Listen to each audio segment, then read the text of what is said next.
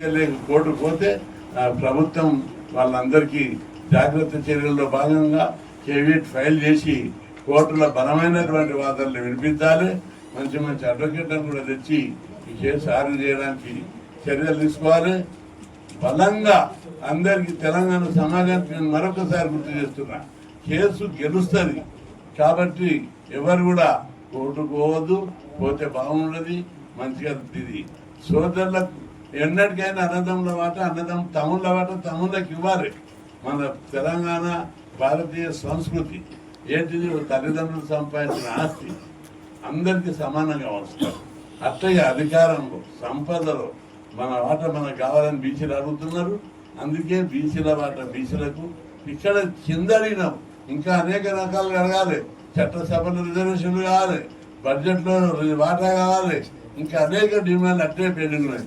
కేవలం స్థానిక సంస్థలో మీరే ముఖ్యమంత్రులైన మీరే మొన్న ఆయన అంటున్నారు, అన్నా మేమే ముఖ్యమంత్రులమైనాం, మేమే మంత్రులమైనాం, అన్ని అనుభవించినాం. కాలేజీలు మాకున్నాయి. బీసీలకు సర్పంచుల రిజర్వేషన్ నువ్వు అడుగుతున్న తప్పేం కాదన్నా, అడుగు, మా మద్దతు కూడా ఉంటుందని ఇతర కులాల వారు కూడా మనతో అంటున్నారు, మద్దతు ఉంటున్నారు. కాబట్టి తప్పనిసరిగా ఎంటైర్ తెలంగాణ సమాజం బీసీల వాటా బీసీలకు ఇవ్వడానికి మానసికంగా సిద్ధమై ఉండ్రు. ముఖ్యమంత్రి గారు, మంత్రివర్గం, రాష్ట్ర ప్రభుత్వం దీన్ని చట్టపరంగా, న్యాయపరంగా లేదా రాజ్యాంగ పరంగా ఎలాంటి అవరోధాలు లేవు. అవన్నీ కూడా బీసీలకు అనుకూలంగా ఉన్నాయి. కాబట్టి ప్రభుత్వం తప్పనిసరి అన్ని అవకాశాలను వినియోగించుకొని ఎవరు దీన్ని అమలు చేయడానికి సిద్ధంగా ఉండాలి. అనేక మార్గాలు ఉన్నాయి. ఒకసారి 2014 లోపల రిజర్వేషన్ల డ్యూ మీద కోర్టులో ప్రాబ్లమ్స్ అయినాయి. అప్పుడు రాష్ట్ర ప్రభుత్వం ఆ వాదన మంచిగా చేసింది. నేను కూడా అప్పుడు ఉన్నటువంటి ప్రభుత్వానికి సూచనలు చేశాను. నోటిఫికేషన్ జీవో, ఈ నోటిఫికేషన్ వేసినాక కోర్టులు జీవోని ఆపాయి.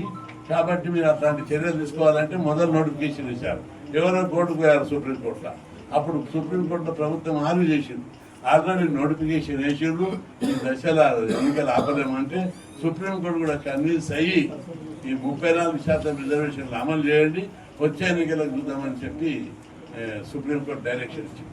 ఇప్పుడు కూడా ప్రభుత్వం నోటిఫికేషన్ను రిజర్వేషన్ల పెంపు జీవాను సైమల్టేనియస్ చేసేటందుకు న్యాయం సలహాలు తీసుకొని రాజకీయంగా ఎత్తుగడలతో పోవాలని 42% రిజర్వేషన్లను అమలు చేసే విషయంలో బీసీలందరూ సమైక్యంగా నిలబడి అన్ని సంఘాలు మనకు అవకాశం వచ్చింది, దీన్ని నిలబెట్టుకోవాలి.